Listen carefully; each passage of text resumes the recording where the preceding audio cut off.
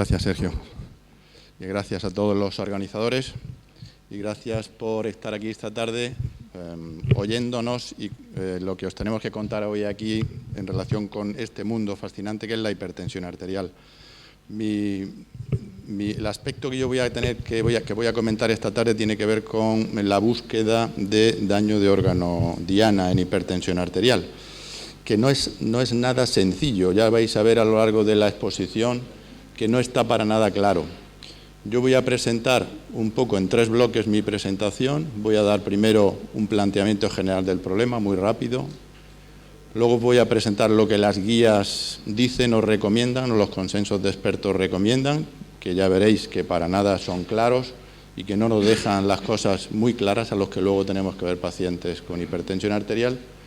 Y por último, os voy a sugerir un poco cuál es la estrategia que yo sigo y la que, bueno, pues una de las estrategias que se puede seguir y que, por supuesto, no tiene que ser la única ni la verdadera, pero que yo creo que orienta y es bastante práctica. Espera que pase esto.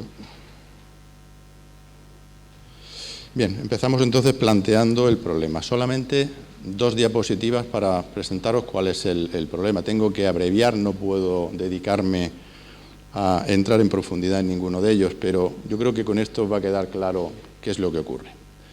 Fijaros, si confrontamos riesgo cardiovascular con condición clínica, aquella condición clínica que nos encontremos en cada momento, fijaros que lo que hay es un gradiente de riesgo en pacientes con hipertensión arterial que no tienen factores de riesgo, que no tienen daño de órgano diana.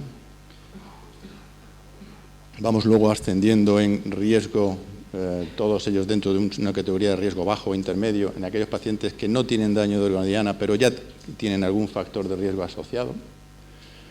Luego tenemos esa situación intermedia en la que asociamos hipertensión con más de un factor de riesgo cardiovascular o diabetes de no mucho tiempo de evolución o un factor de riesgo, un daño de órgano, un territorio diana afectado, para ir progresando en riesgo en aquellas situaciones que van acumulando más factores de riesgo y más territorios de daño de órgano diana y al final pues la situación de máximo riesgo es el de enfermedad cardiovascular establecida aquí a vuestra derecha o la de esa hipertensión que asocia daño de órgano diana, factores de riesgo o diabetes con daño de órgano diana. Eso sería un poco cuál es el planteamiento general. 3 o 4 ideas de aspectos básicos en relación con el daño de órgano diana, que es donde yo me voy a centrar a partir de ahora. Pues obviamente no se le escapa a nadie que la presencia de daño de órgano diana se asocia a un riesgo aumentado de eventos, ya lo hemos dicho. Que la presencia, y esto es muy importante, que la presencia de daño de órgano diana es muy frecuente cuando se busca. Si no se busca, pues contentísimos, porque el paciente casi ninguno tendrá daño de órgano diana, pero si lo buscamos hay. En mi experiencia, en el trabajo que vais a ver luego que hicimos nosotros, muy frecuente. En la literatura, en torno a un 40% de los pacientes de bajo riesgo intermedio, de riesgo bajo intermedio, tienen algún daño de órgano diana. Cuanto más órganos diana afectos hay, mayor es el riesgo, eso también es obvio, y eso es un problema, porque normalmente no buscamos en todos los órganos, sino que si encontramos un territorio afectado ya decimos ese paciente tiene riesgo alto y normalmente no seguimos más allá, y eso es un problema y tampoco está aclarado cómo hay que hacerlo en las guías. Con lo cual, en teoría, en base a esto que yo os digo, pues parece muy importante tener que buscar daño de órgano diana de forma sistemática en todo paciente con hipertensión arterial o en prácticamente todo paciente, ¿verdad? Eso sería lo lógico pensar. Pero eso no es así, porque la falta de recursos y el discutir cuál puede ser una estrategia costo-eficaz en un sistema sanitario como el nuestro, pues me parece que está fuera de toda duda. Con lo cual, la contestación a eso es que sí, que muy bien, pero que no podemos buscar daño de órgano diana y mucho menos con todas las herramientas disponibles en todos los pacientes. Eso es súper obvio, ¿no? Entonces tendremos que decidir qué hacemos y con qué pacientes. ¿Qué nos dicen las guías en función de esto? Pues las guías nos dicen, primero, estoy refiriendo fundamentalmente a las guías nuestras de hipertensión y cardiología del 2018, que luego han sido corroboradas en muchas de estas cosas, como veis ahí a la izquierda, en las guías de lípidos que se han publicado este año en 2019. Apliquen ustedes las tablas SCORE. Las tablas SCORE, que tienen sus limitaciones, pero son de mucha utilidad. Quiten los pacientes que ya tienen enfermedad cardiovascular y los diabéticos. Y luego también los pacientes de más de 75 años, que tampoco entrarían aquí. Pero bueno, fundamentalmente diabéticos no vale, no los podéis meter aquí, y pacientes que tengan ya daño cardiovascular establecido, demostrado, clínicamente evidente, tampoco entran aquí, porque eso ya son pacientes de riesgo alto. El resto, pues calculen ustedes el score de riesgo en función de esto e intenten encasillar al paciente en una de estas 4 categorías. Fíjense que aquí...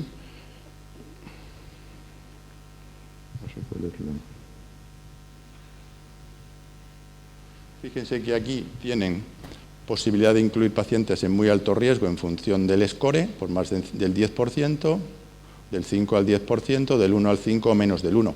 Pero luego hay también situaciones como enfermedad cardiovascular demostrada, clínicamente evidente, o demostración inequívoca en las pruebas de imagen de que hay una afectación vascular por angiografía o eco importante, significativa, también alto riesgo, o diabetes con daño de órgano diana, o enfermedad renal severa. Y luego aquí, bueno, pues demostrar enfermedad renal moderada o diabetes sin afectación de órgano diana entraría en esta categoría de riesgo intermedio. De forma que hay otra herramienta que también nos proporcionan las guías, que son estas tablas, que yo creo que también son bastante útiles, en los que nos proporciona información sobre el riesgo añadido del paciente concreto que nosotros tenemos delante en función de cómo estén sus niveles de presión, factores de riesgo, presencia de daño de órgano diana, enfermedad renal, diabetes sin órgano diana o ya enfermedad renal establecida. Bien, el problema que nosotros tenemos es este. El problema es este. El problema es qué hacemos con estos pacientes que no caen en esta categoría de riesgo y que no tienen enfermedad cardiovascular establecida. Son pacientes normalmente de riesgo bajo o intermedio que no tienen nada evidente de afectación del órgano diana. ¿En qué pacientes son los que miramos más a fondo y en cuáles no? Eso es lo que quiero resumir también en esta diapositiva. Es fácil establecer qué factores de riesgo tiene un paciente, es fácil decir si tiene diabetes o no y más o menos el tiempo de evolución, o decir si tiene una cardiopatía isquémica con un infarto previo. Eso es muy fácil. Lo difícil es esto, es aquilatar la presencia de daño de órgano diana, así como lo llaman las guías nuevas. Esto es difícil porque requiere metodología, que en ocasiones es cara, y es costoso. Entonces habrá que seleccionar en qué pacientes lo hacemos. Esta diapositiva ya se ha puesto antes, no voy a repetirla, pero esto es lo que las guías dicen de a qué llamamos daño de órgano diana mediado por hipertensión. Pues hay algunos factores que son relacionados con afectación vascular, como son estos de aquí, y el índice de tobillo-brazo, relacionados con hipertrofia eléctrica o ecocardiográfica, con disfunción renal o con retinopatía avanzada. Esto es lo que ellos dicen que constituye un daño de órgano diana en un paciente asintomático. Bien, pero bueno, ahí hay un gazapo, creo yo, en las guías que meten aquí también la enfermedad renal avanzada, que yo creo que eso está mal. Bien, entonces dicen, tienen ustedes una metodología, y la metodología es, que ustedes tienen disponible, es, háganle a todo el mundo un electrocardiograma, un índice de albúmina creatinina, estimen el filtrado glomerular a partir de la creatinina, la edad, el peso, etcétera, y háganle un fondo de ojo. Bien, eso es lo que ellos dicen que hay que hacer a todo el mundo. Aunque luego matiza el fondo de ojo y dice que bueno, que no, que solo la hipertensión grado 2-3, en la hipertensión leve no. Y luego también nos dicen, bueno, tienen además ustedes todo esto disponible, en la que dicen aquí indicaciones e interpretación. Pues aquí no dan ni una sola indicación. Nos dicen, disponen de eso, pero no nos dicen cuándo hay que hacerlo. Si lo leen ustedes detenidamente, verán que no hay prácticamente ninguna indicación, y mucho menos una indicación precisa. Esta es la tabla que aparece en las guías también, que yo llamo la decepción de las indicaciones en la búsqueda de órgano diana, de daño de órgano diana. Decepción absoluta, porque en esto tan farragoso, de nuevo no me quiero meter en profundidad, pero hay algunas indicaciones con las que podemos estar de acuerdo, como indicación clase 1, háganle ustedes un electro, Si el electro es patológico, háganle un eco y tal, pero luego empezamos a meternos aquí en indicaciones 2B, que es más bien no lo haga usted, o en indicaciones en las que no añade nada a la indicación previa, increíble, o sea, lo menos preciso que yo he visto en mi vida. Hay un consenso anterior de unos, también de la Sociedad Europea de Hipertensión, que es del 2017, en que participan también hipertensiólogos españoles de prestigio. No son la misma gente exactamente, pero vienen del mismo sitio y ahora nos dicen, bueno, pues lo que hay que hacer es háganle al principio un electro, una creatinina, una estimación de filtrado por creatinina y un ecocardiograma. Bien, bueno, ahora es el ecocardiograma lo que hay que hacer. Y si no es técnicamente factible, al 10% de los pacientes que no tienen una buena ventaja, háganle una resonancia cardíaca. Bien, vale, muy útil. Y luego dicen, bien, una vez que se ha hecho eso, si tenemos pacientes que tienen riesgo intermedio por score, que son los que nosotros nos están preocupando, pues tienen ustedes otras posibilidades, o le hacen un calcio score con TAC, o una velocidad de onda de pulso, o unas carótidas, bien, otras técnicas que nos pueden ayudar a matizar ese riesgo. Ninguna recomendación concreta y además choca de golpe o de frente con lo que nos han dicho antes, o lo que nos dicen un año después, ¿no? Nosotros intentamos abordar este tema, el grupo junto con Pepe Avellán, padre e hijo, y el grupo nuestro de Cartagena, intentamos abordar este tema. Un trabajo modesto, lógicamente, pero nadie hasta el momento, pues que yo haya visto, había hecho pues, una orientación de este tipo que fuese de esta forma, con este planteamiento. Nosotros lo que hicimos fue seleccionar pacientes de riesgo bajo o intermedio por score, que son precisamente los pacientes que nos preocupan, y después de descartar algunos pacientes con algunos problemas, que no atienden a las pruebas, tal, 153 pacientes. A todos los pacientes les hicimos todo esto. Les hicimos lo básico, el filtrado, la albúmina creatinina, un índice tobillo-brazo y un electrocardiograma. Y luego a los pacientes que daban positivo en cada una de estas, pues suponíamos que esos pacientes ya tenían daño de gangliana, los asimilábamos a alto riesgo. Los que no tenían positividad en ninguna de estas pruebas, pues sugeríamos una estrategia que iba desde la prueba que era más rentable en cuanto a detección de órgano diana, de daño de órgano diana, a la que era menos. Fíjense, el ultrasonido carotidio detectó un montón de pacientes, de estos pacientes de teórico bajo riesgo o intermedio riesgo, que, bueno, pues según las guías de este año del 2018, no son alto riesgo, sino muy alto riesgo. Luego la velocidad de onda de pulso también fue útil y el ecocardiograma mucho menos. De forma que de los 153 pacientes, solo menos del 20% no tenían ningún daño de órgano diana. Por eso les digo que realmente esto, si lo buscas, lo encuentras. Entonces, ¿qué recomendamos o qué recomiendo yo humildemente para que ustedes puedan hacer? Bien, pues háganse de una tabla score y una buena historia clínica. Necesitan además una analítica básica con orina y necesitan un electrocardiograma. Identifiquen a los pacientes que tienen muy alto riesgo, alto o muy alto riesgo. Eso es fácil, relativamente fácil. En general, en estos grupos, si el paciente ya tiene enfermedad cardiovascular clínica, una diabetes en la que ya sabemos que tiene afectación renal y tal, pues ya no hace falta hacer ninguna estimación de órgano diana más, porque ya el paciente, aunque digamos que además tiene un índice tobillo-brazo patológico o tiene hipertrofia en el electro, bueno, a lo mejor incrementa un poco el riesgo, pero no salimos de esa situación, obviamente de alto o muy alto riesgo. Salvo en una situación de diabéticos que tenemos aquí, en los que si vosotros tenéis una diabetes con más de 8 o 10 años de evolución, ahí hay más posibilidades de que esos pacientes puedan empezar a tener ya daño de órgano diana y podríamos, buscando daño de órgano diana, trasladar a esos pacientes a una situación de muy alto riesgo. Luego, los que tienen bajo riesgo por score, menos de un 1%, no es preciso valoración, aunque yo ponga ahí una interrogación, porque probablemente en esos también algo de daño de órgano diana podemos encontrar. Pero bueno, vamos a dejarlo así. Nos centramos en la situación de riesgo intermedio, entonces, esos que tienen un score de 1 a 5, hipertensión pues, moderada, aislada o, bueno, ya pone, hay muchos pacientes de los hipertensos que vemos todos los días que están en esta categoría. Ahí es donde tenemos que centrarnos para valorar daño de órgano diana. ¿Y qué hacemos? Pues parece lógico empezar con lo que tenemos a nuestra disposición y es de bajo costo. lo que ha dicho Matías antes. Vamos a ver la presión de pulso. La presión de pulso es muy útil. Le tomáis a un paciente la presión arterial, tiene más de 60 milímetros de mercurio de presión de pulso y ese paciente tiene afectación de órgano diana vascular sí o sí. Fíjate lo que os cuesta eso. Electrocardiograma, microalbuminuria filtrado, el fondo de ojo yo lo discutiría. Y luego si tenéis, que muchos centros de salud hacen índice tobillo-brazo, pues hacedlo. Le decís a la enfermera, que normalmente es la enfermera la que lo hace, hacédselo a todos los de riesgo intermedio.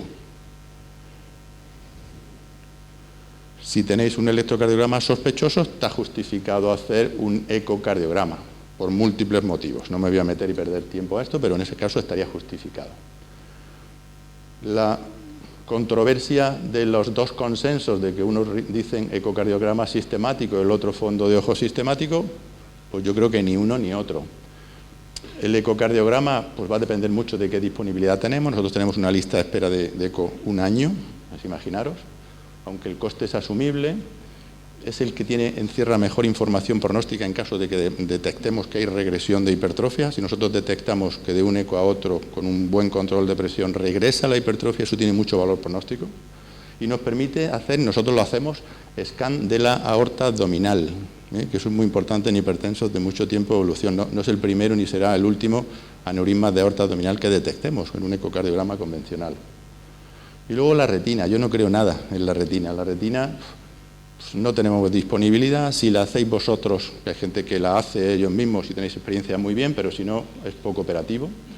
Y además, encontrar retinopatías grado 1 y 2 no tiene valor pronóstico. Tenéis que encontrar grado 3 y grado 4, y eso serán hipertensiones aceleradas, malignas, severas y tal, pero ya está, no vais a encontrar. Nosotros en el estudio ese no encontramos ninguna retinopatía de más de grado 2. Si tiene diabetes o hipertensión severa y tal, bueno, pues se puede plantear. Yo creo en las carótidas, pero realmente tampoco tenemos mucha disponibilidad, ¿no? Es una técnica sencilla que la podemos aprender nosotros y yo, si alguien tiene influencia en las autoridades sanitarias, pues creo que es una buena inversión. Sería una buena inversión disponer de algún equipo básico de ultrasonidos con sondas lineales de 7,5 MHz para hacer ultrasonografía carotidia, y eso es muy sencillo. Y luego pues identificamos, como ya habéis visto, porque pues casi un 30%, casi un 40% del daño de órgano diana que tenemos. Estoy terminando. Luego otra decepción. Imaginaros vosotros que, bueno, si nos dicen, bueno, pues si usted encuentra daño de órgano diana, pues tiene usted que bajarle la presión arterial más que al que no tiene hipertensión, y con eso va a conseguir un extra a la hora del beneficio pronóstico. Pues eso no es así. El problema es que nos dicen las guías que el target que tenemos que alcanzar de hipertensión arterial a secas, o si hipertensión con diabetes, o con enfermedad coronaria, o con ACV o TIA previo, solamente en el caso de la enfermedad renal crónica, estadio 3 o más, pues los targets de tratamiento son diferentes, pero el resto me da igual que tenga hipertensión, que hipertensión con diabetes, que tal, porque todos los targets son los mismos, no varían. O sea que por ahí vamos a poder rascar poco. Si yo encuentro un hipertenso que tiene un riesgo bajo o uno que tiene un riesgo muy alto, la presión arterial se la voy a llevar al mismo sitio. Porque no me dicen, nadie me ha dicho que bajársela a 110 o a 120 o menos, pues tengan algún beneficio pronóstico, al contrario. Con lo cual, ¿dónde tenemos de cargar la mano cuando identificamos a pacientes de riesgo alto o muy alto? Pues en los lípidos. Y las nuevas guías de lípidos de la Sociedad Europea de Arteriosclerosis y de Cardiología, pues rebajan todavía más. Si había gente que ya se escandalizaba de que tuviéramos que llegar el LDL a 70, pues ya vamos por 55. En pacientes en prevención secundaria, en pacientes en prevención primaria, 55 de LDL, en pacientes muy alto riesgo, pacientes en alto riesgo en 70 de LDL y en pacientes en riesgo moderado en 100. O sea, hemos bajado el escalón, y si hasta ahora nos costaba trabajo asumir el que teníamos que llegar a 70 de LDL, pues a partir de ahora lo vamos a tener todavía más difícil. Pero es porque tiene un beneficio pronóstico. Y por último, aspirina en prevención primaria no está indicada, incluso en diabéticos, que hasta hace poco tiempo se decía, bueno, en diabéticos tal, tienen más riesgo, pudiera estar indicada, pues tampoco, porque en general está contraindicada, puede ser dañino. Pero hay un subgrupo de pacientes que yo creo que puede ser interesante, y son aquellos que no tienen riesgo hemorrágico alto, Serían algunas de estas cosas que hay aquí, entre ellas la edad, entre 40 y 70 años, y no tienen otras condiciones que incrementen el riesgo hemorrágico y tienen riesgo cardiovascular alto. En esos pacientes, y fijaros que con una indicación 2B, que tampoco es ninguna cosa del otro mundo, podríamos plantearnos, y yo de hecho lo hago, el dar aspirina a este tipo de pacientes para añadir un plus más a ese tratamiento pues, que queremos optimizar del riesgo cardiovascular tan elevado de estos pacientes. De forma que, lo último ya, con esta nueva tablita que os tenéis que aprender, bueno, tener delante todos, nos centramos en los pacientes de riesgo intermedio. A partir de ahí vemos si tiene una presión de pulso alta, si tiene un electro con hipertrofia, si lo tienen hacemos un eco, ahí está justificado. Vemos qué aclaramiento tiene, vemos si tiene microalbuminuria y hacemos, si podemos, un índice tobillo-brazo. Con eso tenemos cubierto el 60% de los pacientes. Si todo eso es negativo, pues entonces vamos a ver qué otras cosas tenemos a nuestra disposición. Si, aunque el electro sea negativo, tenemos un ecocardio, podemos por ahí rascar algo, o si tenemos carótidas a mano, o si tenemos un TAC coronario para hacer score calcio. Todo este tipo de cosas, pues hay una serie de factores modificadores que me hacen que yo me insista más en todo ese tipo de cosas o no lo haga. Pues yo insistiría más en pacientes que tengan factores modificadores de enfermedad. Pues una hipertensión de mucho tiempo de evolución y con mal control. Es raro que no tenga daño hidrocanodiana. Antecedentes familiares de enfermedad cardiovascular precoz o síndrome metabólico o algunas enfermedades inflamatorias que aumentan el riesgo de aterosclerosis también, como pueden ser algunas de esas. Y en base a toda esa estratificación, pues clasificaremos a nuestro paciente al final, pues lo dejamos en riesgo moderado si no hay nada más, o lo aumentamos a riesgo alto o muy alto y actuamos en consecuencia. Estatinas a dosis altas o muy altas, para bajar el LDL más o menos, y algunos casos concretos, aspirina en cierto rango de edad, no por encima de 70 años, aunque tengan riesgo hemorrágico bajo, ahí eso es dañino. No se puede estar dando aspirina a todo el mundo para prevenir enfermedad cardiovascular cuando no tienen riesgo cardiovascular, eso es una aberración. Y por último ya, para concluir, pues increíblemente no se ha abordado hasta el momento este importante problema de forma sistemática, lo más que se han dado han sido 4 pinceladas sin recomendaciones claras. La búsqueda de daño de órgano diana debe de comenzar por los métodos de diagnóstico más baratos y accesibles. Si vosotros tenéis en vuestro medio 4 o 5 cosas, pues aplicadlas y no sufráis porque no tengáis un TAC coronario. Bueno, pues escapará algún paciente, pero haréis las cosas bien. El mayor beneficio resulta de reestratificar pacientes de riesgo intermedio. Si reestratificamos pacientes de riesgo bajo, vamos a sacar poco. Si reestratificamos pacientes de riesgo alto, ya están en riesgo alto, no vamos a sacar nada, mucho más, ¿no? Aunque eso se puede comentar luego. Y luego los targets, eso también es una decepción, ¿no? Los targets de tratamiento difieren poco entre sí, independientemente de qué tipo de daño de órgano diana tengan, y lo último que hemos comentado, pues el tratamiento distinto al propio tratamiento de la hipertensión, como son los lípidos fundamentalmente, varían según la categoría de riesgo y pueden comportar un beneficio adicional. Nada más.